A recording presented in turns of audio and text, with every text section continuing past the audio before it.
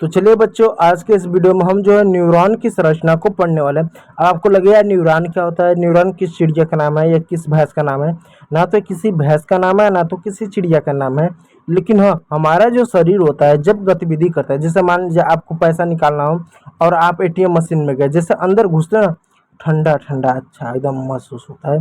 तो कभी सोचा है एकदम एक बार ठंडा हमको फील होता है। या मान लीजिए किसी ने कम वक्त कोई ऐसा होगा, गर्म चाय या पानी दूध दे देता है, अब बताता नहीं, जैसे हम छू दें हमारा हाथ जल जाता है, तो हाथ को फूकना पड़ता है। तो वो पता कैसे चलता है, हमारे तुरंत पता चल जाता है। यानी जैसे पैसा निकालने के लिए एटीएम मशीन के अंदर गए, एसी चालू है, तुरंत पता चलता है वाह कितना ठंडा मजा आ रहा है। और जैसे कोई गर्म कॉफी या चाय, कॉफी तो हम लोग पीते नहीं, चाय दे दिया दूध दे दिया, जैसे छूते तुरंत जैसे तुरंत हमारे दिमाग को पता चल रहा है, सेकंड भर में पता चल जाता है। या कोई कंधे पैसा ठोक दिया, तुरंत पता चल रहा है किसी ने ठोका, अब हम उसको ठोकेंगे। ठीक है, तो आखिर ये जो सूचना होती है तुरंत पता कैसे चल जाता है। मान लो पैर में जैसे चल रहे हैं, पैर में ठेस लग गया, लगा पैर में ठेस, तुरंत पता चल जाता है। और फिर उसके बाद दिमाग खराब होगा, यानी चोट लगता है पैर में, खराब होता है दिमाग, आँख एकदम गुस्से से एकदम लाल हो जाती है। तो आखिर ऐसा क्यों होता है और ये जानकारी पता कैसे चलती है। तो ये सभी चीज़ों के लिए न्यूरॉन जिम्मेदार है। अब देखो ये कैसे होता है, समझाता हूँ। देखो हमारा जितना भी अंग है, हाथ है, पाँव है, आँख है, चमड़ी है, जहाँ जितने भी अंग है, सभी अंगों में न्यूरॉन पाया जाता है। इस तरह की क्या संरचना पाई जाती है। देखो रुको यार, ये काम कर रहा है। देखो इस तरह कैसा संरचना पाई, जो हर अंग में आपको पाया जाता है, इस तरह की संरचना पाई जाती है, जिसको न्यूरॉन की संरचना कहते हैं। अब ये करता क्या है, जैसे मान लो आपका यह हाथ है,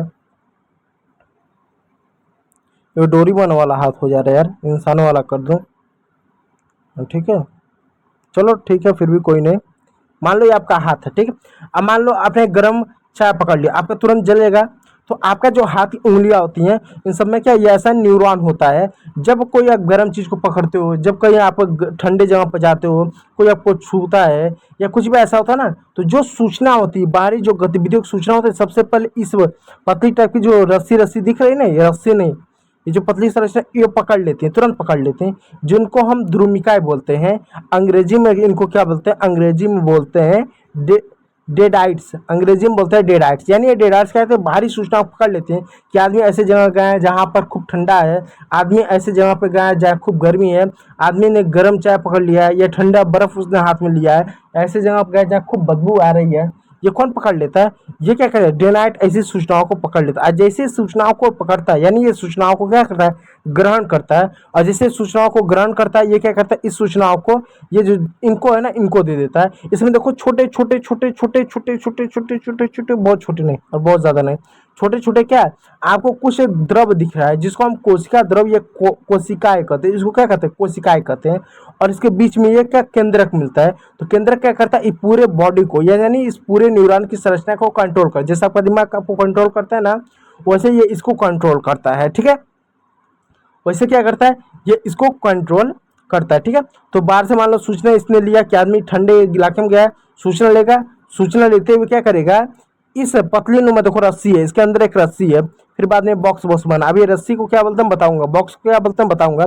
ऐसे देखो अंदर रस्सी है, इस रस्सी के माध्यम बहुत ही तेजी से इसके पास पहुंचाएगा, अंतिम सिरे पास, इनके पास पहुंचा। और ये अंतिम सिरा क्या करेंगे, दूसरे न्यूरॉन को दे देंगे या दूसरे अंग को दे देंगे, और ये सीधा क्या होगा, आप क्या होगा, आपके मस्तिष्क तक पहुंचता है कि देखो आदमी ऐसे जगह गया, ठंडा पड़ गया है, और ठंडे जगह गया है, गर्म जगह गया है, या आदमी को चोट लग गया, आदमी को बदबू आ रहा है, ये तुरंत क्या करता है, ये तुरंत बताता है। तो इनके अंगों को पढ़ता हूँ।